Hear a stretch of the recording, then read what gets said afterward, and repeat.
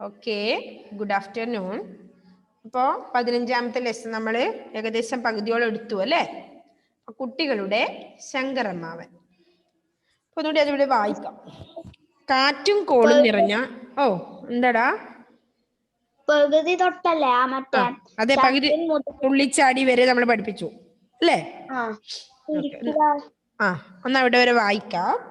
കാറ്റും കോളും നിറഞ്ഞൊരു മഴക്കാലം. മഴ അല്പമൊന്ന് കുറഞ്ഞപ്പോൾ ശങ്കരൻ പുറത്തേക്ക് ചാടി ഇറങ്ങി. അവൻ വീടിന്റെ പിന്നിലുള്ള കുളക്കരയിലേക്ക് പാഞ്ഞു. കുളത്തിൽ എത്രത്തോളം വെള്ളം നിറഞ്ഞിട്ടുണ്ടെന്ന് അറിയാനാണ് അവൻ ചെന്നത്. പക്ഷെ കുളത്തിലേക്ക് നോക്കിയ ശങ്കരൻ പെട്ടെന്ന് നടുങ്ങിപ്പോയി. അതാ കുളത്തിനകത്ത് ഒരു മുതല. കുളത്തിലെ മീനുകളെയെല്ലാം തിന്നുമുടിക്കാനാണ് ഈ ഭയങ്കരൻ വന്നിട്ടുള്ളതെന്ന് ശങ്കരൻ വിശ്വസിച്ചു. പാവം മീനുകളെ പറ്റി ഓർത്തപ്പോൾ അവന് വല്ലാത്ത സങ്കടം തോന്നി. എങ്ങനെയാണ് ഇവയെ രക്ഷിക്കുക? ശങ്കരൻ ആലോചിച്ചു. മുതലയെ കല്ലെറിഞ്ഞ് ഓടിച്ചാലോ? അതല്ലെങ്കിൽ വലിയ മരക്കമ്പെടുത്ത് അടിച്ചാലോ? വേണ്ട. ആ സമയത്ത് അവൻ വായും പിളർന്ന് മുമ്പോട്ടെങ്ങാൻ വന്നാൽ തന്റെ കഥയും കഴിഞ്ഞേക്കും. പിന്നെ എന്താണ് ചെയ്യുക? ഒരിക്കൽ ഒരാൾ കയറുകൊണ്ട് കുരുക്കിട്ട് ശല്യക്കാരനായ ഒരു പട്ടിയെ പിടികൂടുന്നത് കണ്ടിട്ടുണ്ട്. ആ വിദ്യ പ്രയോഗിച്ചാലോ? ഇങ്ങനെ ശങ്കരന്റെ ആലോചന നീണ്ടുപോയി. മുതല ദിവസവും സന്ധ്യ മയങ്ങിയാൽ അയൽപക്കത്തുള്ള കുളങ്ങളിലേക്ക് പോകുന്നുണ്ടെന്ന് ശങ്കരൻ കണ്ടുപിടിച്ചു. അടുത്തുള്ള വേലിയിൽ ദ്വാരമുണ്ടാക്കി അതിലൂടെയാണ് അവന്റെ അങ്ങോട്ടും ഇങ്ങോട്ടുമുള്ള യാത്ര. ഒരു ദിവസം വൈകുന്നേരം ശങ്കരൻ അല്പം വണ്ണമുള്ള കയറുകൊണ്ട് ഒരു കുരുക്കുണ്ടാക്കി. അതവൻ വേലിയുടെ ദ്വാരത്തോട് ചേർത്ത് വെച്ചു. കയറിന്റെ മറ്റേ അറ്റം തൊട്ടടുത്തുള്ള തെങ്ങിൽ ബലമായി കെട്ടി ഉറപ്പിക്കുകയും ചെയ്തു. മുതല അതുവഴി വന്നാൽ തീർച്ചയായും തന്റെ കുരുക്കിൽ പെട്ടത് തന്നെ. അവൻ മനസ്സാ സന്തോഷിച്ചു. അന്ന് രാത്രി ശങ്കരന് ഉറക്കം വന്നില്ല. മുതലയുടെ കരച്ചിലിനായി അവൻ കാതോർത്ത് കിടന്നു. പിന്നെ എപ്പോഴാണ് ഉറങ്ങിപ്പോയെന്ന് നിശ്ചയമില്ല. അതിരാവിലെ ഉണർന്ന് ശങ്കരൻ വേലിക്ക് സമീപത്തേക്ക് ഓടി. അത്ഭുതം! അതാ വീരശൂര പരാക്രമിയായ മുതലച്ചാർ കുരുക്കിൽ വീണ് കിടക്കുന്നു. അവൻ ആഹ്ലാദം കൊണ്ട് തുള്ളിച്ചാടി. എന്തുകൊണ്ടാണ് ആഹ്ലാദം കൊണ്ട് തുള്ളിച്ചാടിയത് ശങ്കരൻ? എന്തുകൊണ്ടാണ് ശങ്കരൻ ആഹ്ലാദം കൊണ്ട് തുള്ളിച്ചാടിയത്? എഡ്വിൻ? മുതല കുരുക്കിൽപ്പെട്ടതുകൊണ്ട് അല്ലേ? അതുപോലെ അന്ന് രാത്രി ശങ്കരന് ഉറക്കം വന്നില്ല. എന്തുകൊണ്ട്? മുതല കുരുക്കി പെടുവോന്ന് ഒരു കുരുക്ക് വെച്ചിട്ടുണ്ടായിരുന്നു. അപ്പൊ അതിൽ പെടുവോ എന്നുള്ള ആശങ്ക കാരണം അവനിങ്ങനെ ഉറങ്ങാതെ കിടന്നു അല്ലേ? അപ്പോ അടുത്ത പാരഗ്രാഫ്, പേജ് നമ്പർ 57 ശ്രദ്ധിക്കുക കേട്ടോ. ശങ്കരൻ മുതലയെ കുരുക്കിലാക്കിയ വിവരം അറിഞ്ഞ് വീട്ടുകാരും നാട്ടുകാരും സഹപാഠികളും അധ്യാപകരുമെല്ലാം അവിടെ തടിച്ചുകൂടി. അധ്യാപകർ മുതലയെ ചൂണ്ടിക്കാട്ടി അവർക്ക് പല കാര്യങ്ങളും പറഞ്ഞു കൊടുത്തു. ശങ്കരൻ ഇതെല്ലാം കേട്ട് വലിയ ഗമയിൽ നിന്നു. എന്തുകൊണ്ടാ ഗമയുണ്ടായത് ശങ്കരന്? എന്തുകൊണ്ടാ ഗമയുണ്ടായത്? ശങ്കരൻ വലിയൊരു കാര്യം ചെയ്തതല്ലേ?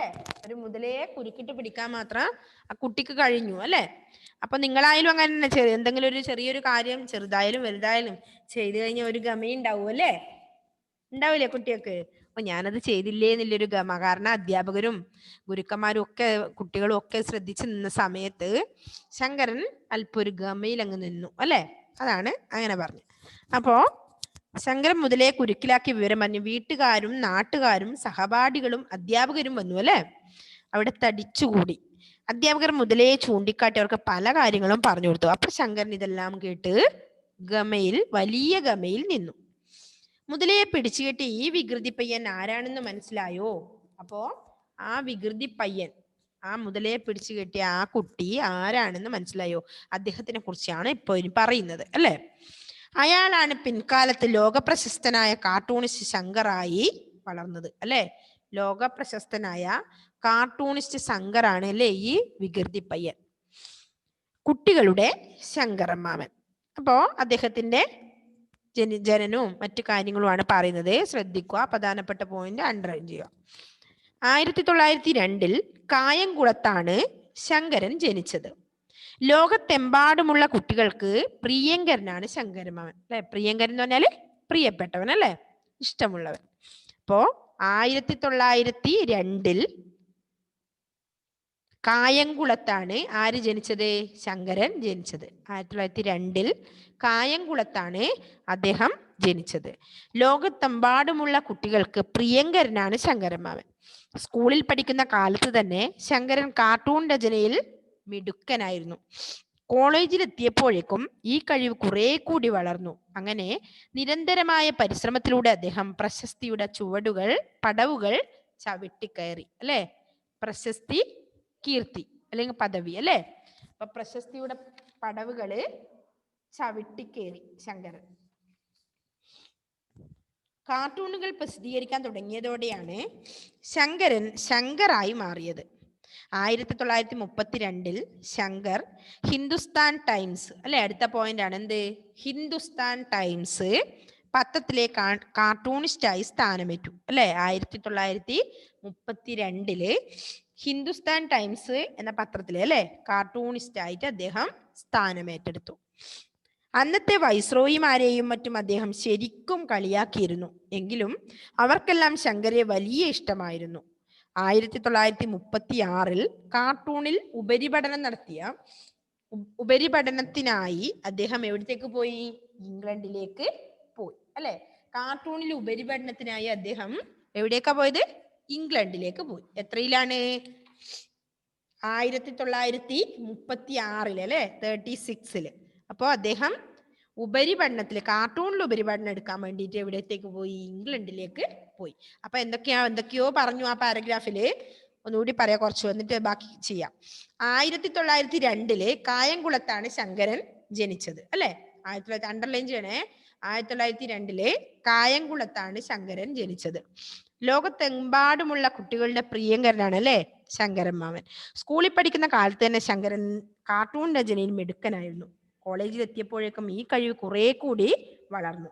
അങ്ങനെ നിരന്തരം എന്ന് പറഞ്ഞാല് നിരന്തരം, എല്ലായ്പ്പോഴും, അല്ലെ, നിരന്തരമായ പരിശ്രമത്തിലൂടെ അദ്ദേഹം പ്രശസ്തിയുടെ, കീർത്തി, പദവി, പ്രശസ്തി എന്നല്ലേ അർത്ഥം, പ്രശസ്തിയുടെ പടവുകൾ ചവിട്ടിക്കയറി. കാർട്ടൂണുകൾ പ്രസിദ്ധീകരിക്കാൻ തുടങ്ങിയതുകൊണ്ടാണ് ശങ്കരൻ ശങ്കറായി മാറിയത്. 1932 1932 ശങ്കർ എന്താണ്? കുറെ വർഷങ്ങളുണ്ട് ഹിന്ദുസ്ഥാൻ ടൈംസ് എന്ന പത്രത്തില് എന്തായി? കാർട്ടൂണിസ്റ്റായി സ്ഥാനം. ഓക്കെ. അന്നത്തെ വൈസ്രോയിമാരെയും മറ്റും അദ്ദേഹം ശരിക്കും കാർട്ടൂൺസിൽ എന്താ പറയുക, ശരിക്കും കളിയാക്കുന്നതാണ്, അല്ലെ? കളിയാക്കിയിരുന്നു. എങ്കിലും അവർക്കെല്ലാം ശങ്കരെ വലിയ ഇഷ്ടമായിരുന്നു. 1936 കാർട്ടൂണിൽ ഉപരിപഠനത്തിനായി അദ്ദേഹം എങ്ങോട്ട് പോയി? ഇംഗ്ലണ്ടിലേക്ക് പോയി. 1948 അടുത്തത് 1948 അദ്ദേഹം കാർട്ടൂണുകൾക്ക് പ്രാധാന്യം നൽകിക്കൊണ്ടുള്ള ഒരു വാരിക ആരംഭിച്ചു. 1948 അദ്ദേഹം കാർട്ടൂണുകൾക്ക് പ്രാധാന്യം നൽകിക്കൊണ്ടുള്ള ഒരു വാരിക ആരംഭിച്ചു. എന്തായിരുന്നു അതിന്റെ പേര്? ശങ്കേഴ്സ് വീക്കിലി എന്നായിരുന്നു അതിന്റെ പേര്. എന്തായിരുന്നു? 1948 എന്തിന്? കാർട്ടൂണുകൾക്ക് പ്രാധാന്യം നൽകിക്കൊണ്ടുള്ള ഒരു വാരിക അദ്ദേഹം ആരംഭിച്ചു. അതിന്റെ പേരാണ് എന്ത്? ശങ്കേഴ്സ് വീക്കിലി എന്നായിരുന്നു അതിന്റെ പേര്. അപ്പോ 1949 എന്താണ്? ശങ്കർ കുട്ടികൾക്കായി ഒരു അന്താരാഷ്ട്ര ചിത്രരചനാ മത്സരത്തിന് തുടക്കം കുറിച്ചു. അന്താരാഷ്ട്ര ചിത്രരചനാ മത്സരത്തിന് 1949 ശങ്കരൻ തുടക്കം കുറിച്ചു. ലോകത്തിന്റെ വിവിധ ഭാഗങ്ങളിൽ നിന്നായി 1.5 ലക്ഷത്തോളം കുട്ടികൾ വർഷം തോറും ഈ മത്സരത്തിൽ പങ്കെടുത്തിരുന്നു. 1957 അദ്ദേഹം ചിൽഡ്രൻസ് ബുക്ക് ട്രസ്റ്റ് എന്ന പേരിൽ ഒരു സ്ഥാപനം ആരംഭിച്ചു. അല്ലെ? 1957 ചിൽഡ്രൻസ് ബുക്ക് ട്രസ്റ്റ് എന്ന പേരിൽ ഒരു സ്ഥാപനം ആരംഭിച്ചു. കുട്ടികൾക്കായി ഈ സ്ഥാപനം അതിമനോഹരങ്ങളായ നിരവധി ബാലസാഹിത്യ കൃതികൾ ഇതിനകം പ്രസിദ്ധപ്പെടുത്തിയിട്ടുണ്ട്. ചിൽഡ്രൻസ് വേൾഡ് എന്നൊരു ബാലമാസികയും അദ്ദേഹം നടത്തി വന്നിരുന്നു. ഒരുപാട് പോയിന്റ് ഉണ്ട് ആ പാരഗ്രാഫില്, കുറെ വർഷങ്ങളും. അപ്പോ അടുത്ത എന്താ പറയുന്നത്? 1965 അദ്ദേഹം ഡൽഹിയിൽ ഒരു പാവ മ്യൂസിയം തുടങ്ങി. ലോകത്തിന്റെ നാനാഭാഗങ്ങളിൽ നിന്നുള്ള നൂറുകണക്കിന് പാവകൾ ഈ അത്ഭുത ശേഖരത്തിലുണ്ട്. തന്റെ കാർട്ടൂണുകളിലൂടെ ശങ്കർ അന്നത്തെ ഭരണാധികാരികളെ നിശിതമായി വിമർശിച്ചിരുന്നു. ഉറ്റമിത്രമായിരുന്ന ജവഹർലാൽ നെഹ്റുവിനെയും അദ്ദേഹം വെറുതെ വിട്ടിരുന്നില്ല. എങ്കിലും നെഹ്റുവിന് ശങ്കറിനോട് വലിയ ബഹുമാനമായിരുന്നു. പ്രധാനമന്ത്രിയുടെ തിരക്ക് പിടിച്ച ജോലികൾക്കിടയിലും ശങ്കേഴ്സ് വീക്കിലി ഉദ്ഘാടനം ചെയ്യുന്നതിന് നെഹ്റു എത്തിച്ചേർന്നത് ഈ ആത്മബന്ധം കൊണ്ടാണ്. ഉദ്ഘാടന പ്രസംഗത്തിനിടെ നെഹ്റു പറഞ്ഞു, എന്താ പറഞ്ഞത്? ശങ്കർ എന്നെ വിട്ടുകളയരുത്, തന്നെ പറ്റിയുള്ള കാർട്ടൂണുകളും വരച്ചോളൂ എന്നാണ് നെഹ്റു ഉദ്ഘാടന പ്രസംഗത്തിൽ അദ്ദേഹം പറഞ്ഞെന്താണ്? ശങ്കർ എന്നെ വിട്ടുകളയരുത്, അല്ലെ, എന്നെ പറ്റിയുള്ള കാർട്ടൂണുകളും വരച്ചോളൂ എന്നാണ് നെഹ്റു ഉദ്ഘാടന പ്രസംഗത്തിനിടെ പറഞ്ഞത്, അല്ലെ. അപ്പൊ അവർ തമ്മിലുള്ള ആത്മബന്ധം അതിൽ നിന്ന് മനസ്സിലാക്കാം. അപ്പൊ ഒന്നും കൂടെ ആ പാരഗ്രാഫ് ഞാൻ വായിക്കാം. 1965 അദ്ദേഹം ഡൽഹിയിൽ ഒരു പാവ മ്യൂസിയം തുടങ്ങി. ലോകത്തിന്റെ നാനാഭാഗങ്ങളിൽ നിന്നുള്ള നൂറുകണക്കിന് പാവകൾ ഈ അത്ഭുത ശേഖരത്തിലുണ്ട്. തന്റെ കാർട്ടൂണുകളിലൂടെ ശങ്കർ എന്താ ചെയ്തത്? അദ്ദേഹത്തിന്റെ കാർട്ടൂണുകളിലൂടെ എന്താ ചെയ്തതെന്നില്ലേ ആൻസർ ആണത്. എന്നാ, തന്റെ കാർട്ടൂണുകളിലൂടെ ശങ്കർ അന്നത്തെ ഭരണാധികാരികളെ നിശിതമായി വിമർശിച്ചിരുന്നു. ഉറ്റമിത്രമായിരുന്ന ജവഹർലാൽ നെഹ്റുവിനെ പോലും അദ്ദേഹം വെറുതെ വിട്ടിരുന്നില്ല. എങ്കിലും നെഹ്റുവിന് ശങ്കറോട് വലിയ ബഹുമാനമായിരുന്നു. പ്രധാനമന്ത്രിയുടെ തിരക്ക് പിടിച്ച ജീവിത ജോലികൾക്കിടയിലും ശങ്കേഴ്സ് വീക്കിലി ഉദ്ഘാടനം ചെയ്യുന്നതിന് നെഹ്റു എത്തിച്ചേർന്നത് ഈ ആത്മബന്ധം കൊണ്ടാണ്. ഉദ്ഘാടന പ്രസംഗത്തിനിടെ നെഹ്റു പറഞ്ഞു, ശങ്കർ എന്നെ വിട്ടുകളയരുത്, തന്നെ പറ്റിയുള്ള കാർട്ടൂണുകളും വരച്ചോളൂ എന്നാണ് നെഹ്റു സൂചിപ്പിച്ചത്.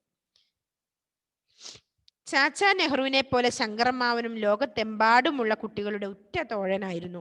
ഇന്നത്തെ ലോകത്തെ മുഴുവൻ ചിരിപ്പിച്ചും ചിന്തിപ്പിച്ചും മുമ്പോട്ട് നീങ്ങിയ പ്രതിഭാശാലിയായ ആ ചിത്രകാരൻ 1989 ഡിസംബർ 26 നമ്മിൽ നിന്നും പറന്നകന്നു, അല്ലെ. അദ്ദേഹം മരിച്ചു. ഇപ്പൊ എത്രക്കാണ്? 1989 ഡിസംബർ 26, അല്ലെ.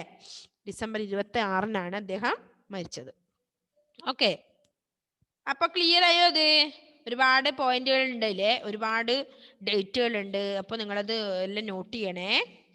അപ്പൊ എന്തൊക്കെയാണ് അതിൽ ഇന്ന് നമ്മൾ പഠിപ്പിച്ചതിൽ എന്താ പറഞ്ഞത് കാര്യമായിട്ട്? 1902 കായംകുളത്താണ് ശങ്കരൻ ജനിച്ചത്. ലോകത്തെമ്പാടുമുള്ള കുട്ടികളുടെ പ്രിയങ്കരനാണ് ശങ്കരമ്മാവൻ. സ്കൂളിൽ പഠിക്കുന്ന കാലത്ത് തന്നെ ശങ്കരൻ കാർട്ടൂൺ രചനയിൽ മിടുക്കനായിരുന്നു. കോളേജിൽ എത്തിയപ്പോഴേക്കും ഈ കഴിവ് കുറെ കൂടി വളർന്നു. അങ്ങനെ നിരന്തരമായ പരിശ്രമത്തിലൂടെ അദ്ദേഹം, പരിശ്രമം എന്ന് പറഞ്ഞാൽ അറിയില്ലേ? പരിശ്രമം എന്ന് പറഞ്ഞാൽ എന്താണ്? അധ്വാനം, അല്ലെ. ദിവസൂല് പരിശ്രമം എന്ന് പറഞ്ഞാൽ അറിയില്ലേ? പരിശ്രമം, അധ്വാനം, സ്ഥിരമായിട്ട് ശീലിക്കുന്നത്. പരിശ്രമത്തിലൂടെ അദ്ദേഹം പ്രശസ്തിയുടെ പടവുകൾ ചവിട്ടിക്കയറി. കാർട്ടൂണുകൾ പ്രസിദ്ധീകരിക്കാൻ തുടങ്ങിയതോടെയാണ് ശങ്കരൻ ശങ്കറായി മാറിയത്. 1932 ശങ്കർ ഹിന്ദുസ്ഥാൻ ടൈംസ് പത്രത്തിലെ കാർട്ടൂണിസ്റ്റായി സ്ഥാനമേറ്റു. അന്നത്തെ വൈസ്രോയിമാരെയും മറ്റും അദ്ദേഹം ശരിക്കും കളിയാക്കിയിരുന്നു. എങ്കിലും അവർക്കെല്ലാം ശങ്കറെ വലിയ ഇഷ്ടമായിരുന്നു. 1936 കാർട്ടൂണിൽ ഉപരിപഠനത്തിനായി അദ്ദേഹം ഇംഗ്ലണ്ടിലേക്ക് പോയി. 1948 അദ്ദേഹം കാർട്ടൂണുകൾക്ക് പ്രാധാന്യം നൽകിക്കൊണ്ടുള്ള ഒരു വാരിക ആരംഭിച്ചു. ശങ്കേഴ്സ് വീക്കിലി എന്നായിരുന്നു അതിന്റെ പേര്. 1949 ശങ്കർ കുട്ടികൾക്കായി ഒരു അന്താരാഷ്ട്ര ചിത്രരചനാ മത്സരത്തിന് തുടക്കം കുറിച്ചു. ലോകത്തിന്റെ വിവിധ ഭാഗങ്ങളിൽ നിന്നായി 1.5 ലക്ഷത്തോളം കുട്ടികൾ വർഷം തോറും ഈ മത്സരത്തിൽ പങ്കെടുത്തിരുന്നു. 1957 അദ്ദേഹം ചിൽഡ്രൻസ് ബുക്ക് ട്രസ്റ്റ് എന്ന പേരിൽ ഒരു സ്ഥാപനം ആരംഭിച്ചു. കുട്ടികൾക്കായി ഈ സ്ഥാപനം അതിമനോഹരങ്ങളായ നിരവധി ബാലസാഹിത്യകൃതികൾ ഇതിനകം പ്രസിദ്ധപ്പെടുത്തിയിട്ടുണ്ട്. ചിൽഡ്രൻസ് വേൾഡ് എന്നൊരു ബാലമാസികയും അദ്ദേഹം നടത്തി വന്നിരുന്നു. 1965 അദ്ദേഹം ഡൽഹിയിൽ ഒരു പാവ മ്യൂസിയം തുടങ്ങി. ലോകത്തിന്റെ നാനാഭാഗങ്ങളിൽ നിന്നുള്ള നൂറുകണക്കിന് പാവകൾ ഈ അത്ഭുത ശേഖരത്തിലുണ്ട്. തന്റെ കാർട്ടൂണുകളിലൂടെ ശങ്കർ അന്നത്തെ ഭരണാധികാരികളെ നിശിതമായി വിമർശിച്ചിരുന്നു. ഉറ്റമിത്രമായിരുന്ന ജവഹർലാൽ നെഹ്റുവിനെയും അദ്ദേഹം വെറുതെ വിട്ടിരുന്നില്ല. എങ്കിലും നെഹ്റുവിന് ശങ്കറോട് വലിയ ബഹുമാനമായിരുന്നു. പ്രധാനമന്ത്രിയുടെ തിരക്ക് പിടിച്ച ജോലികൾക്കിടയിലും ശങ്കേഴ്സ് വീക്കിലി ഉദ്ഘാടനം ചെയ്യുന്നതിന് നെഹ്റു എത്തിച്ചേർന്നത് ഈ ആത്മബന്ധം കൊണ്ടാണ്. ഉദ്ഘാടന പ്രസംഗത്തിനിടെ നെഹ്റു പറഞ്ഞു, ശങ്കർ എന്നെ വിട്ടുകളയരുത്, തന്നെ പറ്റിയുള്ള കാർട്ടൂണുകളും വരച്ചോളൂ എന്നാണ് നെഹ്റു സൂചിപ്പിച്ചത്. ചാച്ചാ നെഹ്റുവിനെ പോലെ ശങ്കരമ്മാവനും ലോകത്തെമ്പാടുമുള്ള കുട്ടികളുടെ ഉറ്റ തോഴനായിരുന്നു. ഉറ്റ തോഴൻ എന്ന് പറഞ്ഞ ആരാണ്? തോഴൻ എന്ന് പറഞ്ഞ ആരാ? സുഹൃത്ത്, ചങ്ങാതി, അല്ലേ. തോഴി, ഉറ്റ തോഴി എന്ന് പറയാറില്ല, അതുപോലെ ഉറ്റ തോഴൻ. ഇങ്ങനെ ലോകത്തെ മുഴുവൻ ചിരിപ്പിച്ചും ചിന്തിപ്പിച്ചും മുമ്പോട്ട് നീങ്ങിയ പ്രതിഭാശാലിയായ ആ ചിത്രകാരൻ 1989 ഡിസംബർ 26 നമ്മിൽ നിന്നും പറന്നകന്നു. ഇതാണ് ശങ്കരന്റെ എന്താണ് നമ്മുടെ കുട്ടികളുടെ ശങ്കരമാമൻ എന്ന പാഠത്തിൽ പറയുന്നത്. ഓക്കെ, ക്ലിയർ ആയോ മക്കളെ? അത് പാഠം ക്ലിയർ ആയോ? മിസ് ഞാൻ വായിക്കാം. ഓക്കെ, മുഹമ്മദാ വായിക്കുന്നേ? വേറെ ആരും വായിക്കുന്നില്ല ഇന്ന്? എല്ലാരും വായിക്കുന്നുണ്ട് അല്ലേ? ആദ്യം ഞാൻ തന്നെ വായിക്കുന്നു. മുഹമ്മദുൽ ആദ്യം വായിക്കുന്നു. ഓക്കെ, എന്നാ ആയിക്കോട്ടെ അല്ലേ. ഒരു ന്യൂ ഇയർ ആയിട്ട് ഒരു കാര്യം, ഒരു ആഗ്രഹം പറഞ്ഞിട്ട് മിസ് സാധിച്ചില്ല എന്നാവണ്ട. എല്ലാ കുട്ടികളും വേഗം വായിച്ചോ. അപ്പൊ ശ്രദ്ധിച്ചിരിക്കണേ, ഞാൻ പകുതിക്കുന്ന അടുത്താക്ക് മാറ്റിത്തരും. വായിക്കുമ്പോ ശ്രദ്ധിക്കണം. പിന്നെ അത് ഞാൻ പറഞ്ഞുതരാൻ ആക്കരുത്. മിസ് ഇന്ന് അടുത്തത് തൊട്ട് ആദ്യം മുതലേ? ആദ്യം മുതൽ വായിച്ചോ. പാഠം 15. കുട്ടികളുടെ ശങ്കർ അമ്മാവൻ. കാറ്റും കോളും നിറഞ്ഞ ഒരു മഴക്കാലം. മഴ അല്പമൊന്ന് കുറഞ്ഞപ്പോൾ ശങ്കരൻ പുറത്തേക്ക് ചാടിയിറങ്ങി. അവൻ വീടിന്റെ പിന്നിലുള്ള കുളക്കരയിലേക്ക് പാഞ്ഞു. കുളത്തിൽ എത്രത്തോളം വെള്ളം നിറഞ്ഞിട്ടുണ്ടെന്നറിയാനാണ് അവൻ ചെന്നത്. പക്ഷേ കുളത്തിലേക്ക് നോക്കിയ ശങ്കരൻ പെട്ടെന്ന് നടുങ്ങിപ്പോയി. അതാ കുളത്തിനകത്തൊരു മുതല. കുളത്തിലെ മീനുകളെയെല്ലാം തിന്നു മുടിക്കാനാണ് ഈ ഭയങ്കരൻ വന്നിട്ടുള്ളതെന്ന് ശങ്കരൻ വിശ്വസിച്ചു. പാവം മീനുകളെ പറ്റി ഓർത്തപ്പോൾ അവന് വല്ലാതെ സങ്കടം തോന്നി. എങ്ങനെയാണ് ഇവയെ രക്ഷിക്കുക? ശങ്കരൻ ആലോചിച്ചു. മുതലയെ കല്ലെറിഞ്ഞ് ഓടിച്ചാലോ, അതല്ലെങ്കിൽ വലിയ മരക്കൊമ്പെടുത്തടിച്ചാലോ? വേണ്ട. ആ സമയത്ത് അവൻ വായും പിളർന്ന് മുമ്പോട്ടേക്കങ്ങാൻ വന്നാൽ തന്റെ കഥയും കഴിഞ്ഞേക്കും. പിന്നെ എന്താണ് ചെയ്യുക? ഒരിക്കൽ ഒരാൾ കയറുകൊണ്ട് കുരുക്കിട്ട് ശല്യക്കാരനായ ഒരു പട്ടിയെ പിടികൂടുന്നത് കണ്ടിട്ടുണ്ട്. ആ വിദ്യ പ്രയോഗിച്ചാലോ? ഇങ്ങനെ ശങ്കരന്റെ ആലോചന നീണ്ടുപോയി. മുതല ദിവസവും സന്ധ്യ മയങ്ങിയാൽ അയൽപ്പക്കത്തുള്ള കുളങ്ങളിലേക്ക് പോകുന്നുണ്ടെന്ന് ശങ്കരൻ കണ്ടുപിടിച്ചു. അടുത്തുള്ള വേലിയിൽ ദ്വാരം ഉണ്ടാക്കി അതിലൂടെയാണ് അവന്റെ അങ്ങോട്ടും ഇങ്ങോട്ടുമുള്ള യാത്ര. ഒരു ദിവസം വൈകുന്നേരം ശങ്കരൻ അല്പം വണ്ണമുള്ള കയറുകൊണ്ട് ഒരു കുരുക്കുണ്ടാക്കി. അതവൻ വേലിയുടെ ദ്വാരത്തോട് ചേർത്ത് വെച്ചു. കയറിന്റെ മറ്റേ അറ്റം തൊട്ടടുത്തുള്ള തെങ്ങിൽ ബലമായി കെട്ടിയുറപ്പിക്കുകയും ചെയ്തു. മുതല അതുവഴി വന്നാൽ തീർച്ചയായും തന്റെ കുരുക്കിൽ പെട്ടതു തന്നെ. അവൻ മനസ്സ് സന്തോഷിച്ചു. അന്ന് രാത്രി ശങ്കരന് ഉറക്കം വന്നില്ല. മുതലയുടെ കരച്ചിലിനായി അവൻ കാതോർത്ത് കിടന്നു. പിന്നെ എപ്പോഴാണ് ഉറങ്ങിയതെന്ന് നിശ്ചയമില്ല. അതിരാവിലെ ഉണർന്ന ശങ്കരൻ വേലിക്കു സമീപത്തേക്കോടി. അത്ഭുതം! അതാ വീരശൂര പരാക്രമിയായ മുതലച്ചാർ കുരുക്കിൽ വീണ് കിടക്കുന്നു. അവൻ ആഹ്ലാദം കൊണ്ട് തുള്ളിച്ചാടി. ഓക്കെ മുഹമ്മദ്, നെക്സ്റ്റ് ആദിത്യനൊന്ന് വായിച്ചേ. ആദിത്യൻ സുനിൽകുമാർ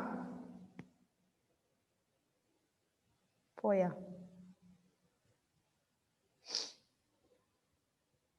ആദിത്യനെ കാണാനുണ്ടോ? ഇല്ല അല്ലേ? ഓക്കെ, ഏഞ്ചലും പോയോ?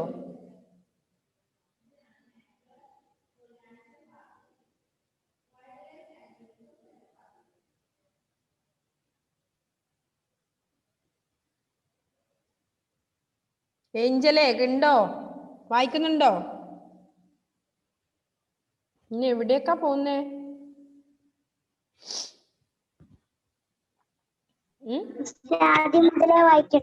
അല്ലല്ല, ആദ്യം മുതൽ വേണ്ട. അവൻ വായിച്ചതിന്റെ ബാലൻസ് ആയിട്ട് വായിച്ചാൽ മതി. ഞാൻ ശ്രദ്ധിച്ചിരിക്കാൻ പറഞ്ഞിട്ടുണ്ടായിരുന്നു. എവിടെ വരെ എത്തി? നിങ്ങൾ ടെക്സ്റ്റ് നോക്കുന്നുണ്ടോ അറിയാനാണ് ഞാൻ അവിടെ നിന്ന് വായിക്കാൻ പറയുന്നത്. നിങ്ങൾ വായിക്കാതെ അപ്പൊ വേറൊരാൾ വായിക്കുന്ന സമയത്ത് നിങ്ങൾ ശ്രദ്ധിക്കണം. അതാണ് നിന്റെ കാര്യം. ഇപ്പൊ എവിടം വരെ എത്തി? അതിരാവിലെ ഉണർന്ന ശങ്കരൻ വേലിക്ക് സമീപത്തേക്കോടി. അത് വായിച്ചായിരുന്നു.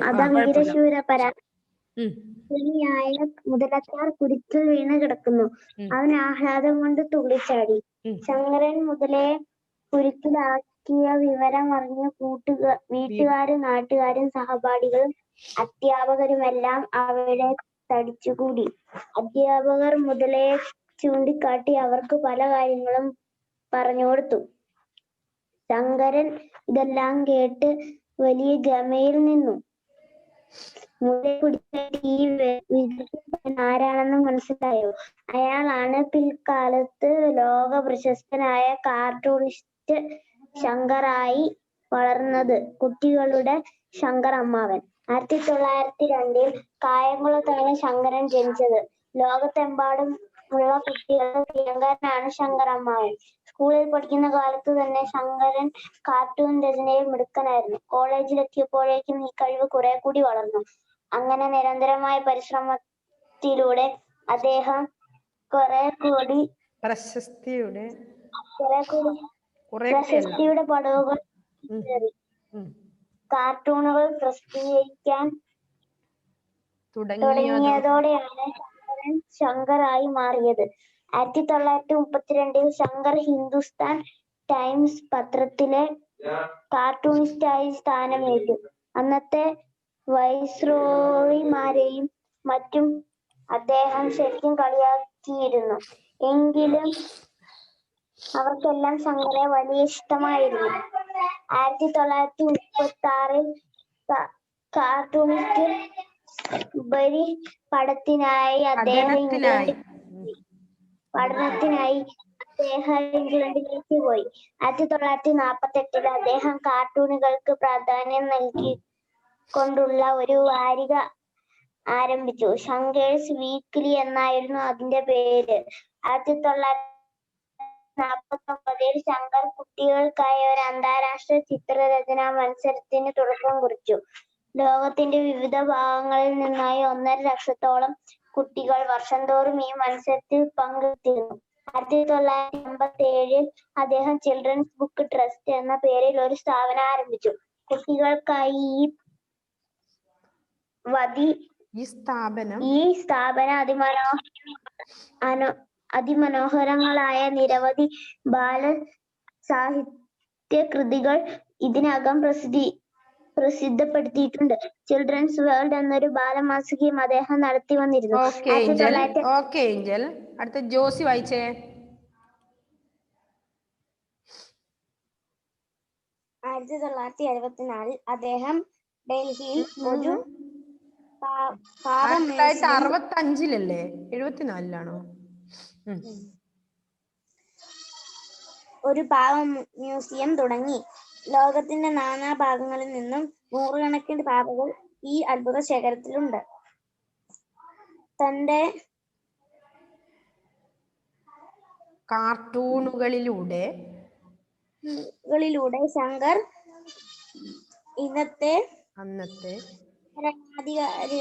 അന്നത്തെ ഭരണാധികാരികളെ നിശിതമായി വിമർശിച്ചിരുന്നു. ഉറ്റമിത്രമായ ജവഹർലാൽ നെഹ്റുവിനെയും വെറുതെ വിട്ടില്ല.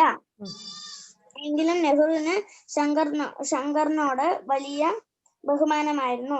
പ്രധാനമന്ത്രിയുടെ തിരക്ക് പിടിച്ച ജോലികൾക്കിടയിലും ശങ്കേഴ്സ് വീക്കിലി ഉദ്ഘാടനം ചെയ്യാൻ നെഹ്റു എത്തിച്ചേർന്നത് ഈ ആത്മബന്ധങ്ങളായിരുന്നു. ഉദ്ഘാടന പ്രസംഗത്തിനിടെ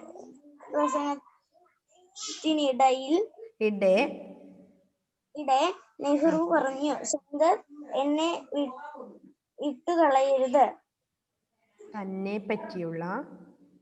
പറ്റിയുള്ള കാർട്ടൂണുകളും വരച്ചോളൂ എന്ന് നെഹ്റു സൂചിപ്പിച്ചു.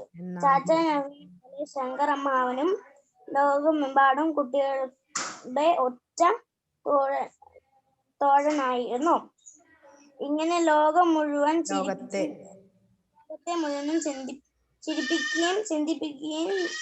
ചിന്തിപ്പിച്ചും മുന്നോട്ട് നീങ്ങിയ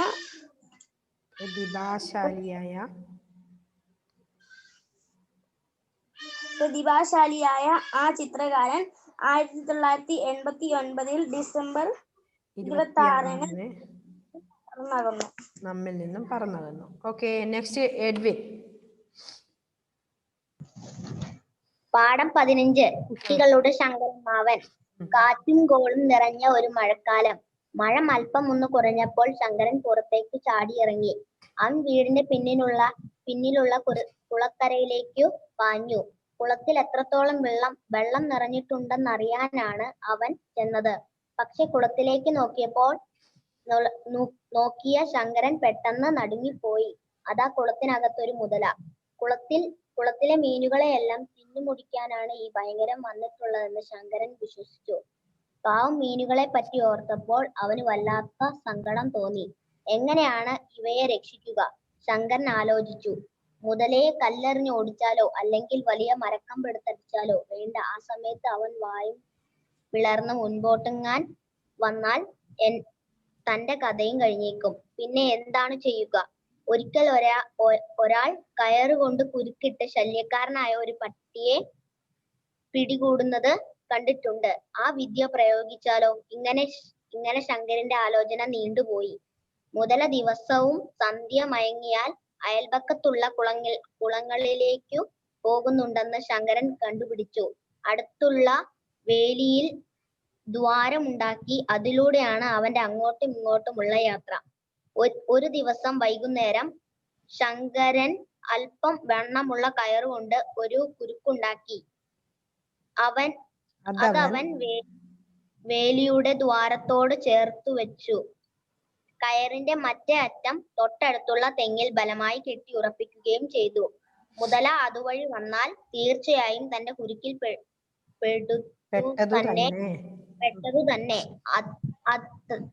അവൻ മനസ്സാ സന്തോഷിച്ചു. അന്നു രാത്രി ശങ്കരന് ഉറക്കം വന്നില്ല. മുതലയുടെ കരച്ചിലിനായി അവൻ കാതോർത്തു കിടന്നു. പിന്നെ എപ്പോഴാണ് ഉറങ്ങിപ്പോയതെന്ന് നിശ്ചയമില്ല.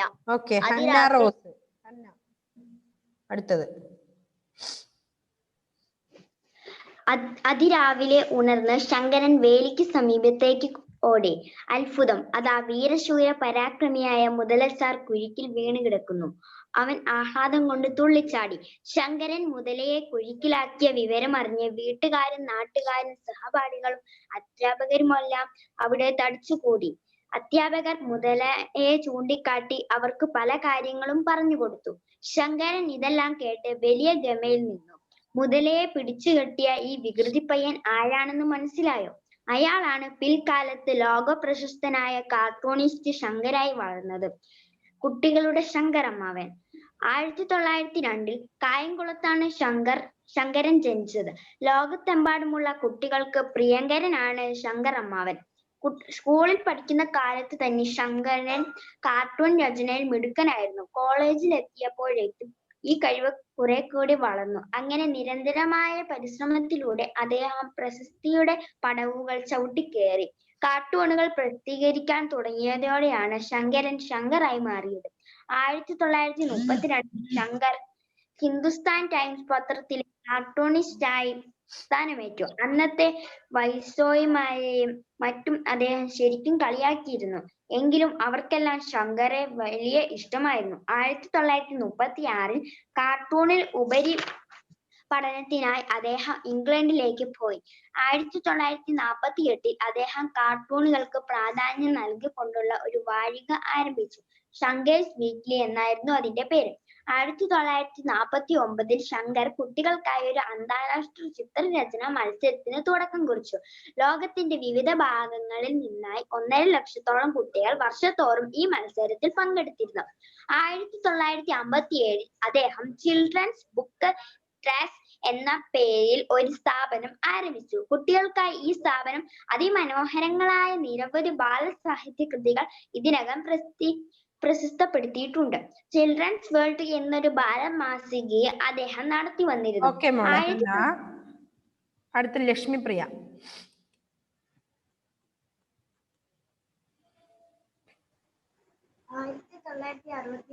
അദ്ദേഹം ഡൽഹിയിൽ ഒരു പാവ മ്യൂസിയം തുടങ്ങി.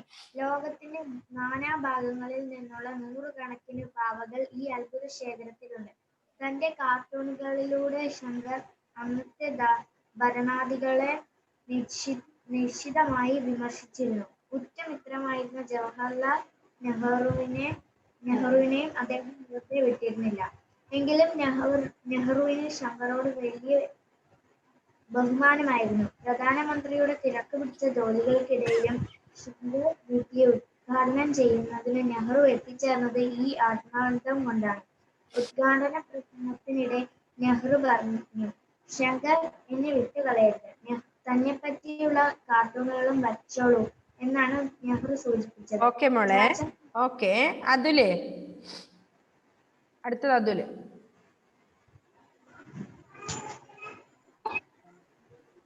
ചാച്ച നെഹ്റുവിനെ പോലെ ശങ്കരമ്മാവനും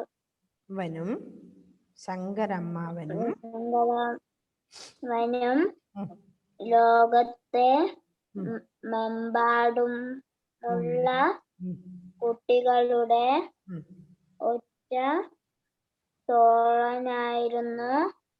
ഇങ്ങനെ ലോകത്തെ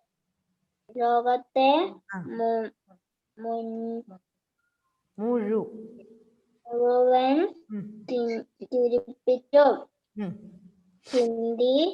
ചിന്തിപ്പിച്ചു, മുമ്പോട്ടു നീങ്ങിയ പ്രതിഭാശാലിയായ ആ ചിത്രകാരൻ 1989 ഡിസംബർ 26-ന് നമ്മിൽ നിന്നും പറന്നകന്നു. ഓക്കെ, നല്ലപോലെ ടെക്സ്റ്റ് വായിക്കണേ എല്ലാവരും. അതിലെ വായിക്കണേ കേട്ടോ മോനെ, വൃത്തിക്ക്. ഓക്കെ, അപ്പോൾ നല്ലപോലെ വായിച്ചുകൊണ്ടിരിക്കുമ്പോൾ അത് വൃത്തിയാവും കേട്ടോ. ഇടക്കിടക്ക് വായിച്ചുകൊണ്ടിരിക്കണം. അപ്പോൾ പാഠം എല്ലാവരും നല്ലപോലെ വായിക്കും 2-3 തവണ. Okay, by. ഓക്കെ, നല്ല മക്കളായി ജീവിക്കുക കേട്ടോ. Okay, bye miss. Bye, see U.